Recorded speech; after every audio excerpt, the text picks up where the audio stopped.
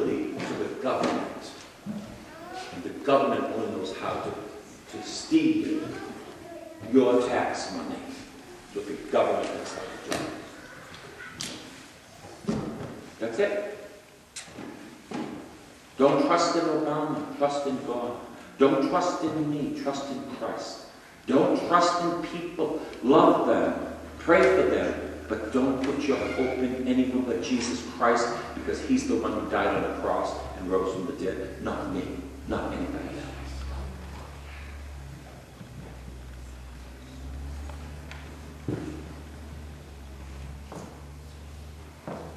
But pray. Back to knowledge. To know God is to be changed. When you have experienced him, I'm going to tell you, you'll never be the same. And once you've experienced him, there's much more to experience when you're talking about God. I'm going to tell you, most people have no idea what I'm talking about. Because they know about him. They've heard about him. They're familiar with the church. But they've never met the man. And Christianity is all about meeting the man.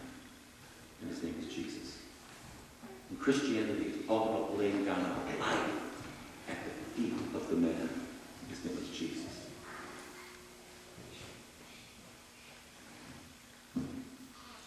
That's why preaching is so important.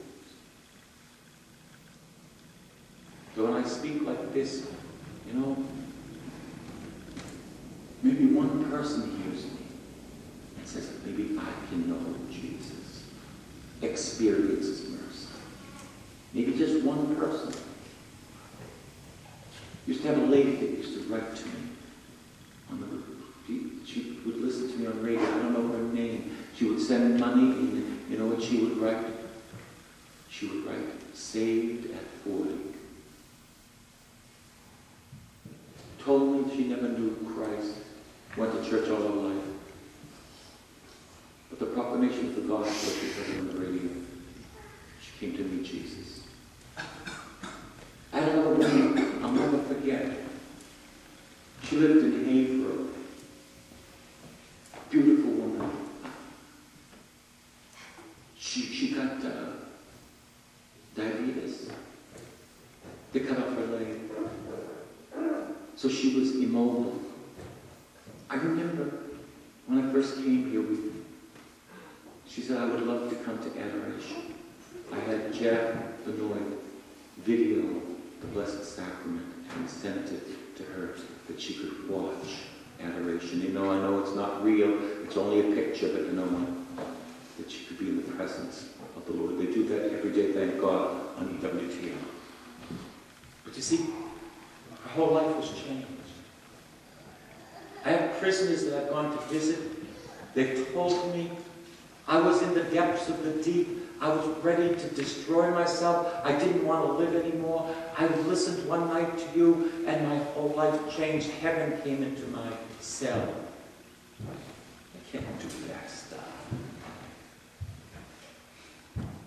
That's God. That's God. That's why the proclamation of the gospel is so important. You see? Those who have ears will hear. To those who are familiar with religion, will just be familiar. St. Teresa of Avila was a nun for 25 years. And she was familiar with God, but she didn't know. And she got on her knees one day and said, I'm not moving until you change me. And then her life changed.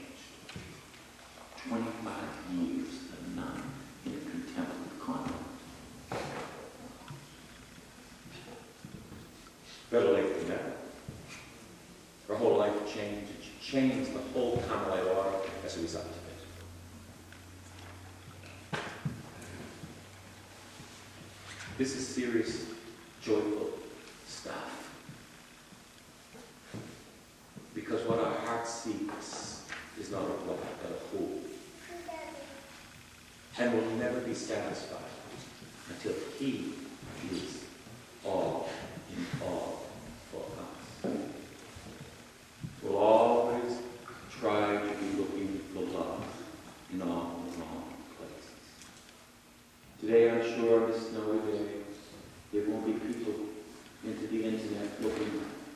Jesus, but they'll never find him in the things that they're looking at, believe me. They'll never find him in the garbage that we're looking at. Never. But they're really looking for Jesus. Other people today will begin to take Oxycontin. In all reality, they're looking for Jesus. They'll never find him with the Oxycontin on. Other people today would throw over the whole thing and start drinking and get allergic to alcohol and destroy their lives. They're looking for Jesus, but you know what? They'll never find him in a bottle. But who's going to tell them? That's why the great responsibility is on the preachers. The great responsibility on the preachers. So Lord, open our hearts to this message. Become real to us, Jesus, because we are desperate. I'm desperate, Lord. And my last point is this. We went to Tobago,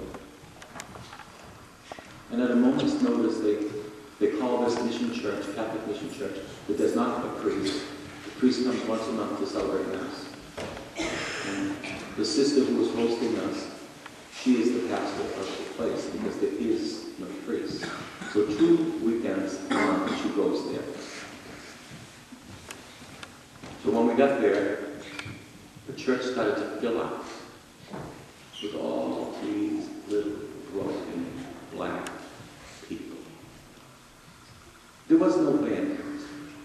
There was only a tambourine and a drum. I'm going to tell you, the angels were in that place as they worshiped God.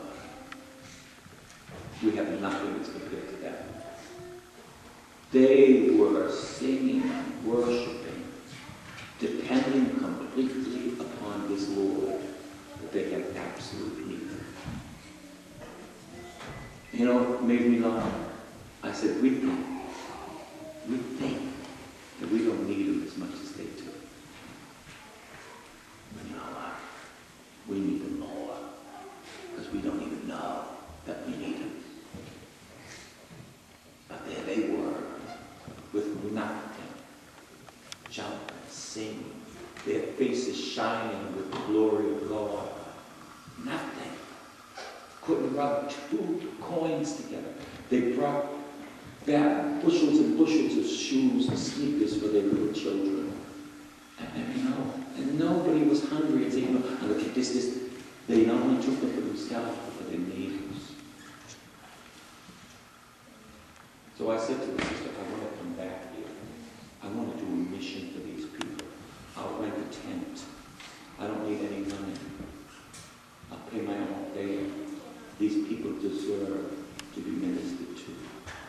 They deserve Mass now.